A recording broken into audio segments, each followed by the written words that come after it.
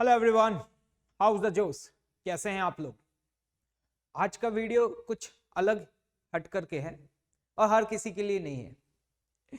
आज जिस मुद्दे पे बात करने जा रहा हूं ना, वो मुद्दा बहुत ही कॉमन है और मैं ये कह सकता हूं ये वो मुद्दा है जिस पे हमेशा एक एजुकेटर और स्टूडेंट्स के बीच में चर्चा चलती रहती है।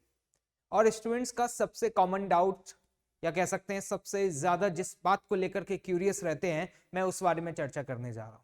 क्या? Time table. कि सर मैं किस टाइम टेबल को फॉलो करूं, स्टडी का क्या शेड्यूल होना चाहिए। क्वेश्चन सुनिएगा, काफी इंटरेस्टिंग क्वेश्चंस रहते हैं आप लोगों की तरफ से। अगला क्वेश्चन कि सर एवरी डे कितने नंबर ऑफ आवर्स स्टडी करना चाहिए, how many hours to study for the selection with a good rank. क्या ये आपके डाउट्स हैं? पहले बताइए, सोच लीजिए। पक्का श्योर? तो देख लीजिए फिर ये वीडियो। अगर सच सुनना पसंद है तो ये वीडियो आपके लिए है, अदरवाइज तो ऐसे आपने कई सारे वीडियोस देखे भी होंगे। और एक बात तो तय है कि ऐसे टाइम टेबल्स और शेड्यूल आप कई बार बना भी चुके होंगे। लेकिन आज मैं यहां पर ये नहीं बताने वाला हूं कि टाइम टेबल क्या है और शेड्यूल क्या है। अगर वो आप सुनना चाहते हैं तो आपके लिए वीडियो नहीं है। क्या मुद्दा है सुनिएगा। पहली बात तो ये कि जो टाइम टेबल और शेड्यूल है ना, वो आप किसी और से क्यों पूछ रहे हैं? मुझे एक बात बताइए, टाइम टेबल तो आप अपनी लाइफ में कई बार बना चुके हैं ना। आपने बचपन से लेकर के अब तक कई बार बैठ करके पूरा रिगरस एफर्ट्स करके स्केल से स्ट्रेट लाइन खींच करके मंडे को मैं ये करूंगा, ट्यूसडे को मैं ये करूंगा, इतने नंबर ऑफ आवर्स मैं फिजिक्स पढ़ूंगा, इतने नंबर ऑफ आवर्स केमिस्ट्री पढ़ूंगा, फिर होमवर्क करूंगा, फिर मैं वॉक करने जाऊंगा, फिर मैं गाने सुनूंगा, फिर मैं रिफ्रेश करूंगा। क्या चल रहा है ये? फॉलो किया कभी उसे? कितने दिन फॉलो किया है मुझे ये बताइए। अरे कितने दिन तो बहुत बड़ी बात है, कितने नंबर ऑफ आवर्स उस शेड्यूल को फॉलो किया है। जितना समय तुमने उस शेड्यूल को बनाने में दिया ना, मुझे लगता है उतनी देर तो शायद तुम उसे सिंसियरली फॉलो भी नहीं कर पाए। तो फिर क्यों इस चीज के पीछे पड़े हुए हो?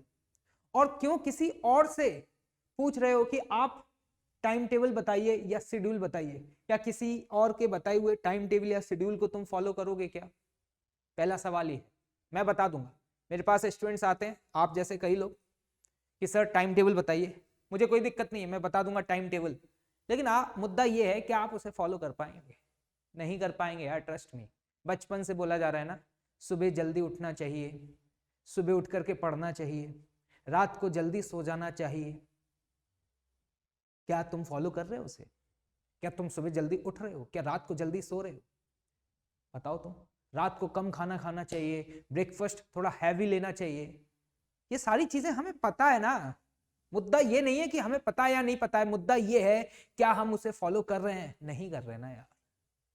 और एक बात बताओ, जो टाइम टेबल मैं तुम्हें बना करके दूंगा वो मेरे पॉइंट ऑफ व्यू से एक अच्छा टाइम टेबल होगा, एक आइडियल स्टूडेंट के लिए बहुत अच्छा है।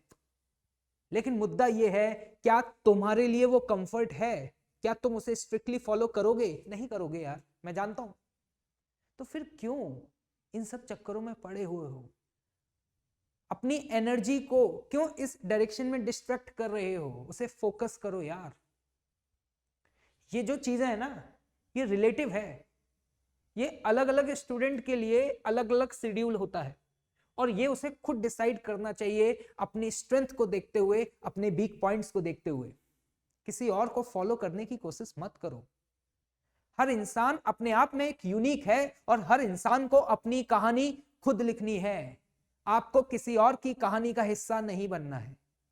आपको कितने नंबर ऑफ आवर्स पढ़ना है ये आपको खुद डिसाइड करना है, ये कोई और नहीं बताएगा। और किसी और के बता देने से उसके पॉइंट ऑफ व्यू से हो सकता है कि वो सही हो, लेकिन जरूरी नहीं है कि वो आपके पॉइंट ऑफ व्यू से सही हो। जैसे फॉर एग्जांपल मैंने आपको बोला कि सपोज आपको per day physics 2 hours study करना है। अब हो सकता है कि कुछ स्टूडेंट्स विद इन 90 मिनट्स अपना होमवर्क कंप्लीट कर लें, बाइंड अप कर दें। कुछ स्टूडेंट्स ऐसे भी हो सकते हैं जिनको उस होमवर्क को कंप्लीट करने में इवन 90 की बजाय 180 मिनट्स लगे। तो यार हर स्टूडेंट के अपने अलग अलग पर्सपेक्टिव हैं। किसी को फिजिक्स आसान लगती है, किसी को मैथ्स आसान लगती है, किसी को केमिस्ट्री आसान लगती है। तो यार किसी और के जैसा बनने का आप प्लीज बिल्कुल भी ट्राई मत करिए। आप ये मत सोचिए कि टॉपर्स क्या शेड्यूल फॉलो करते हैं, टॉपर्स पर डे कितने नंबर ऑफ आवर्स पढ़ा करते हैं, मैं भी उतना ही पढ़ूंगा। नहीं, आप अपने आप से सवाल पूछिए कि आपने जो टास्क बनाए हैं, आज आपके पास जितने नंबर ऑफ टास्क हैं, इन्हें कंप्लीट करने में आपको कितने नंबर ऑफ आवर्स को डिवोट करना पड़ेगा। तो आपको अपने आप को पहचानना ज्यादा जरूरी है यार, rather than to follow the others. आपकी स्ट्रेंथ आपको पता है, किसी और को नहीं पता है। तो मेरी पहली रिक्वेस्ट तो आपसे यह है कि इन सब चीजों में पढ़ने की जरूरत नहीं है। अब सुनना ध्यान से, क्या करें सर फिर? देखो सिंपल सा फंडा है, हर रात को सोने से पहले अपन को एक टास्क की लिस्ट बनानी है।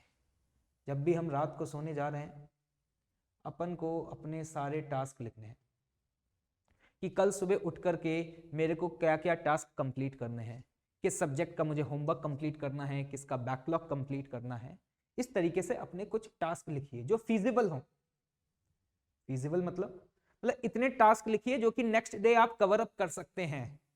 एकदम से जोश में आकर के, ओवर एक्साइटेड होकर के इतनी बड़ी लिस्ट मत बना लेना कि कल तो पूरा ही निपटा देंगे, कल पूरे बैकलॉग्स कवर हो जाएंगे। कभी कभी ऐसा होता है, ओवर एक्साइटमेंट, इतने ज्यादा जोश में आ गए कि होश में ही नहीं रहे, और फिर इस चक्कर में इतनी बड़ी लिस्ट बना ली जो कि इतनी फिजिबल ही नहीं है कि आप एक दिन में कंप्लीट कर पाए। तो पहली मेरी बात सुनिए, बहुत लॉन्ग टर्म प्लानिंग नहीं करनी है, शॉर्ट टर्म प्लानिंग करनी है। रात को सोने से पहले सिर्फ तुम्हें यह पता होना चाहिए कल मुझे सुबह उठ करके क्या करना है, मुझे इस पूरे वीक में क्या करना है मुझे अभी आइडिया नहीं है। मुझे सिर्फ और सिर्फ इस बात पे फोकस है कि कल मॉर्निंग में उठना है और मुझे किन किन टास्क को कवर अप करना है। सुबह उठिए, अपनी पूरी एनर्जी इन टास्क को कवर अप करने में लगा दीजिए। अगर आप बहुत कोशिश करेंगे तो हो सकता है कि आपने जितना भी टारगेट डिसाइड किया है उसका 70 to 80% अचीव कर ले, कोई प्रॉब्लम नहीं है। रात को फिर जब सोने जाएं, फिर से अपने आप उन टास्क को रिन्यू करिए, देखिए उनमें क्या चेंजेस हैं, क्या कमी रह गई, किसकी वजह से मैं अपने टास्क को कंप्लीट नहीं कर पाया। फिर से एक और लिस्ट बनाइए, फिर अगले दिन सुबह उठिए, उन टास्क को पूरा करना शुरू करिए। और ऐसा आपको हर अगले दिन करना है, और ऐसा एक बार आप 60 डेज के लिए करके तो देखिए, ये सवाल पूछना ही आप भूल जाएंगे। मैं बोल रहा हूं आपको, जस्ट ट्राई इट। समझ में आई मेरी बात? अब मुद्दा यह है कि कोचिंग इंस्टीट्यूट के बाद जब हम घर पे जाते हैं तो हम सबसे पहले क्या करें? सर क्लास नोट्स पढ़ें, सर पहले होमवर्क कंप्लीट करें, या सर पिछला जो होमवर्क है उसके जो डाउट्स आज क्लास में डिस्कस हुए थे उन्हें कवर अप करें। ऐसे कई सारे सवाल रहते हैं ना यार, समझ पा रहे हो कि क्या पहले करें? तो देखो, मेरा पर्सनल रिकमेंडेशन है आपके लिए, मन करे तो फॉलो करें।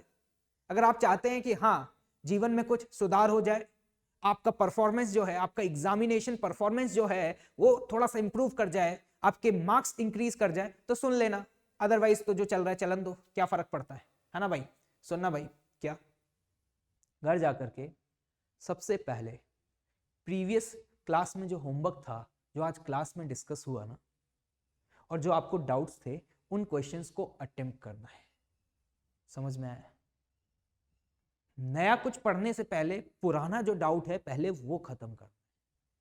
वो खत्म करने के बाद फिर हमें अपने क्लास नोट्स रिवाइज करने हैं। क्लास नोट्स को रिवाइज करते समय कई बार बता चुका हूं, रिकॉल करने वाली हैबिट को डेवलप करिए। जब आप रिकॉल करने वाली हैबिट को डेवलप करेंगे तो क्लास नोट्स को रिवाइज करने में बहुत ज्यादा वक्त नहीं लगेगा। और फिर उसके बाद आप अपना होमवर्क को कंप्लीट करिए। जब आप होमवर्क करें ना, तो आपका फर्स्ट अटेम्प्ट जो है ना वो बहुत क्विक होना चाहिए। मतलब ऐसा नहीं होना चाहिए कि फॉर एग्जांपल हम पहला क्वेश्चन पढ़ा, नहीं समझ में आया, हम लेकर के बैठे हुए हैं, 20 मिनट्स 30 मिनट्स समय निकल रहा है, हम पहले क्वेश्चन पे अटके हुए हैं। नहीं भाई, ऐसा नहीं। क्या एग्जामिनेशन हॉल में आप यही करते हैं? सवाल का जवाब दीजिए। एग्जामिनेशन हॉल में जब आपसे कोई क्वेश्चन नहीं बनता, क्या करते हैं? क्या आप उस क्वेश्चन को लेकर के बैठे रहते हैं? नहीं करते ना। क्या करते हैं? नहीं बनता, आगे बढ़ जाते हैं। यही एटीट्यूड चाहिए यार, होमवर्क करते समय यही एटीट्यूड चाहिए, क्योंकि ये एटीट्यूड अगर डेवलप होगा तभी आप सभी सब्जेक्ट्स का होमवर्क कंप्लीट कर पाएंगे। क्वेश्चन को क्विक पढ़िए, तुरंत रिएक्ट करने की कोशिश करिए, तुरंत सोचिए कि क्या दिया हुआ है, क्या पूछा गया है, और विद इन मुझे लगता है कि क्वेश्चन अगर बनना होता है तो 2 से 3 मिनट में डिसाइड हो चुका होता है कि बनेगा या नहीं बनेगा। और मुझे ऐसा लगता है कि किसी भी एक गिवन क्वेश्चन पे 5 से 10 मिनट से ज्यादा वक्त मत दीजिए। नहीं बन रहा, मूव ऑन, और भी आगे क्वेश्चंस हैं उनको भी सॉल्व करना है। इस तरीके से पहले पूरे सब्जेक्ट का होमवर्क कंप्लीट करिए, और जब होमवर्क कंप्लीट हो जाए तो उन क्वेश्चंस को फिर दोबारा से अटेम्प्ट करिए जो आपसे पहले अटेम्प्ट में नहीं हुए थे। अगर आप इस स्ट्रेटेजी को फॉलो करोगे तो इट मे बी पॉसिबल कि आपके बैकलॉग्स थोड़े से कम होंगे।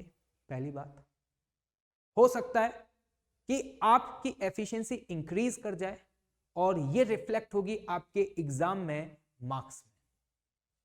तो समझ में आया? लॉन्ग टर्म प्लानिंग बंद कर दीजिए, छोटे छोटे स्टेप्स लीजिए और इसी तरीके से इस सफर में आगे बढ़ते चले जाइए।